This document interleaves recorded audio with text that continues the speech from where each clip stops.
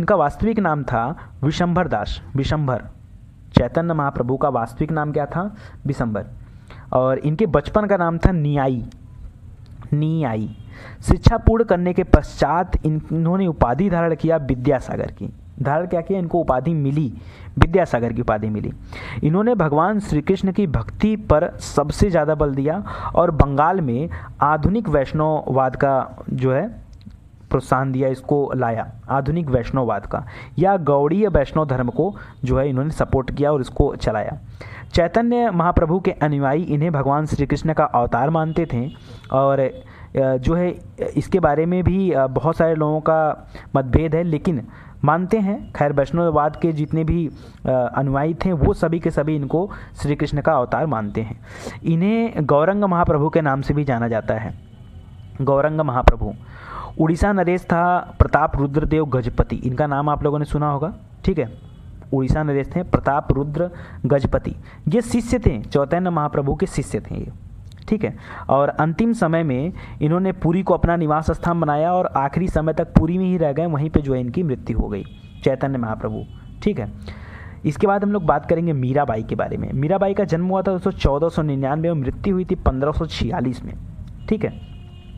इनका जन्म हुआ था मेवाड़ के मेड़ता के, मेवाड़ नहीं, मेड़ता के कुदकी गांव में और मृत्यु हुई थी द्वारका, गुजरात में, ठीक है। यह मेड़ता के राजा रतन सिंह राठौर की इकलौती संतान थी। मेड़ता के राजा रतन सिंह राठौर, इनके पिता का नाम था, उनकी इकलौती संतान थी।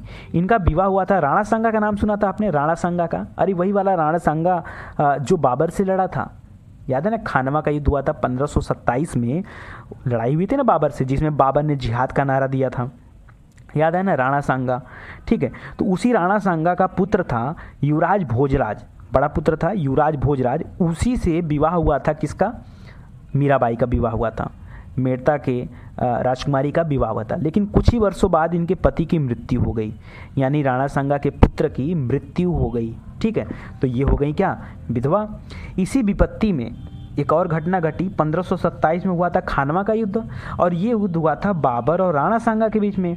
और राणा सांगा से जो युद्ध हो रहा था बाबर का, इसमें साथ दिया था इनके पिता ने, मीराबाई के पिता ने, रतन सिंह राठौर ने भी साथ दिया था। राणा सांगा तो खानवा के युद्ध में बच गए, उनकी मृत्यु नहीं हुई, लेकिन रतन सिंह की क्या हो गई? ये वीरगति को प्राप्त हो गए। खानवा के युद्ध में ये वीरगति को प्राप्त हो गए। कुछ समय बाद राणा सांगा की भी मृत्यु हो गई।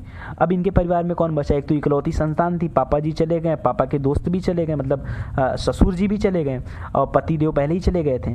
तो ऐसी स्थिति विपत्ति में उन्होंने, अब कोई रास्ता था नहीं, वैसे भी शुरू से ही, बचपन से ही वो श्री कृष्ण की भक्ति में हमेशा लीन होकर रहा करती थी, ठीक है। तो श्री कृष्ण की भक्ति में लीन होकर भक्तों एवं संतों के बीच में रोज नृत्य गान करना इन्होंने अपना दिनचर्या बना लिया। इनका यही दिनचर्या था कि रोज नाचना गाना, भगवान की भक्ति में लीन रहना। हुआ क्या कि मेड़ता का शासन हो गया खाली, तो मेड़ता पर जोधपुर के मालदेव ने, मालदेव नाम था शासक का, उसने मेड़ता पर आक्रमण किया और मेड़ता को अपने अधिकार में कर लिया।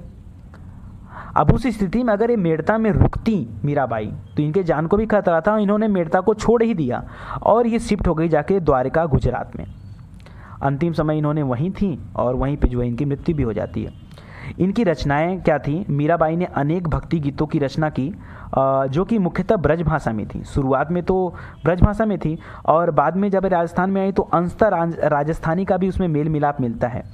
और आखिरी समय इन्होंने गुजरात में बिताया, इसलिए कुछ रचनाएं जो है गुजराती भाषा में भी मिलती। मीराबाई के भक्ति गीतों को जो है पदावली में संकलित किया गया है, ठीक है। इसके बाद हम लोग बात कर रहे हैं तुलसीदास जी के बारे में। तुलसीदास जी का जन्म हुआ था 1532 में और मृत्यु हुई थी 1623 में। इनके पिताजी का नाम था आत्माराम दुबे। जन्म तो इनका बाधा में हुआ था, मृत्यु के बारे में कहीं ज्ञात नहीं हुआ कि इनका रियल में कहाँ हुआ था, बड़ा मतभेद है, तो इसलिए मैंने इसको यहाँ राइट डाउन नहीं किया। तो आत्माराम दुबे, इनके पिताजी का नाम था आत्माराम दुबे और माता का नाम था हुलसी, ठीक है। और पत्नी का नाम था रत्नावली, रत्नावली। ये सगुण भक्ति धारा में राम भक्ति को जो है खूब प्रमोट इन्होंने किया, खूब जो है बढ़ा चढ़ा कर दिखाया। बढ़ा चढ़ा कर क्या दिखाया? इसके पहले के जितने भी कवि थे सभी के सभी फॉलोअर थे किसके? कृष्ण भक्ति शाखा में, वो लोग वहाँ प्रमोट करते थे। और तुलसीदास जी तो ये राम भक्ति शाखा में, ये भी अकबर के समकालीन थे। 1575 में रामचरितमानस की इन्होंने रचना किया, रामचरितमानस, जो कि अवधी भाषा में लिखा गया है।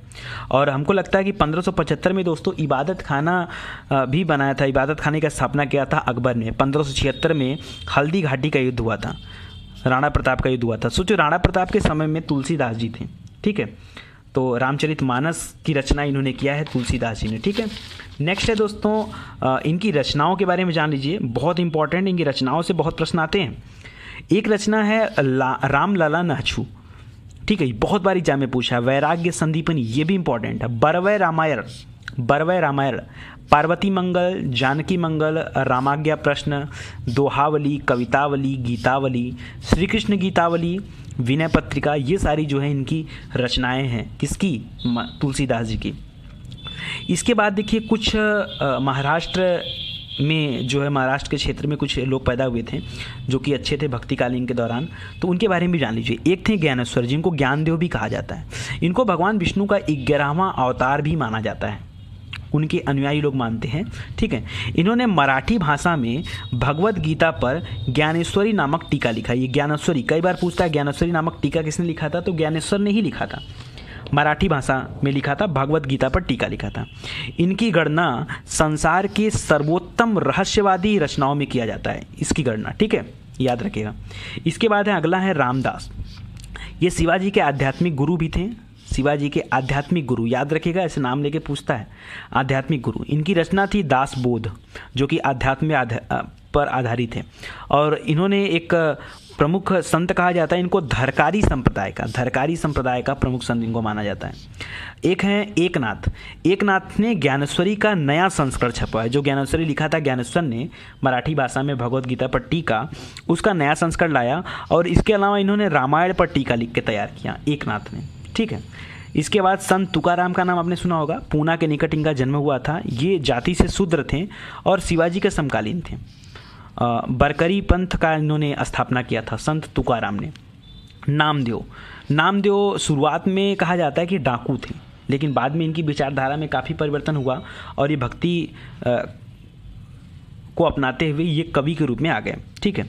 तो भगवान की भक्ति में लीन हो गया। महाराष्ट्र के एक दर्जी परिवार में इनका जन्म हुआ था और उसके बाद से डाकू बनने के बाद से उसके बाद ये भक्ति में आए हैं। इनके पद को गुरु ग्रंथ साहिब में भी संकलित किया गया है। गुरु ग्रंथ साहिब में कौन? वही गुरु ग्रंथ साहिब जिसको आदि ग्रंथ के रूप में संकलित किया गया था, ठीक है। गुरु ग्रंथ साहिब थोड़ा सा चेंज हो जाएगा, तो इसको याद रखिएगा, गुरु ग्रंथ साहिब में संकलित किया गया। तो आज के लिए दोस्तों इतना ही। ये इसी दौरान हमारा भक्तिकालीन जो है इतिहास वो समाप्त होता है। इसके बाद हम लोग मुग़ल पीरियड की चर्चा करेंगे और मुग़ल पीरियड में बाबर के बारे में मैंने आपको बता चुका हूँ। जो लोग नहीं देखे हैं वो प्लीज़ जाके वीडियो को देख लें, बाबर का वीडियो देख लें। उसके बाद हुमायूं के बारे में मैं आपको पढ़ा चुका हूँ।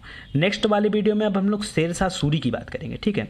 तो शेरशाह सूरी से संबंधित मैं लगभग आपको 2-3 पार्ट आएंगे, क्योंकि एक में शेरशाह सूरी आएगा।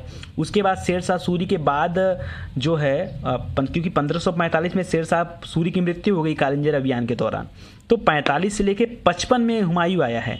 तो उस 10 साल के पीरियड में शेरशाह सूरी का उत्तराधिकारी जो था उन्होंने कैसे शासन व्यवस्था चलाया उसके बारे में एक वीडियो रहेगा।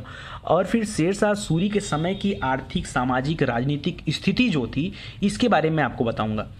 देन हम लोग शुरू करेंगे अकबर के बारे में, ठीक है। तो थोड़ा सा टाइम लगेगा और दोस्तों इधर बीच में थोड़ा सा बिजी होने वाला हूँ 3-4 दिन के लिए। तो अगर सही टाइम पे वीडियो नहीं मिल पाएगा तो प्लीज़ आप लोग रुष्ट मत होइएगा। देखिए आप लोग हमारे बहुत प्रिय भाई बहन हो, तो आप लोग रुष्ट मत होइएगा। आप लोगों को मैं खोना नहीं चाहता, तो मैं पहले से इसलिए इंडिकेट कर दे रहा हूँ कि मैं आपको सही तरीके से वीडियो ना दे पाऊँ। इसी वजह से मैंने एक्स्ट्रा वीडियो बना लिया है फ़िलहाल, और लेकिन वो वीडियो डेली डोज के रूप में है। PDF में अच्छे से जो आपको पढ़ा रहा हूँ वो है। सब्जेक्टिव वाले आइटम में हो सकता है कि मैं आपको चीज़ें प्रोवाइड ना कर पाऊँ, केवल 2-4 दिन की बात है। मैं कहीं बाहर जा रहा हूँ, आउट ऑफ सिटी जा रहा हूँ, तो उसके लिए थोड़ा सा प्रॉब्लम होगा, ठीक है। कोशिश करूंगा कि ज़्यादा से ज़्यादा वीडियो प्रिपेयर कर लूँ ताकि आप सभी को मिल जाए। खैर चलिए, बहुत बहुत धन्यवाद आपका। इस वीडियो को शेयर करिए ताकि ज़्यादा से ज़्यादा लोग वीडियो को देख पाएँ।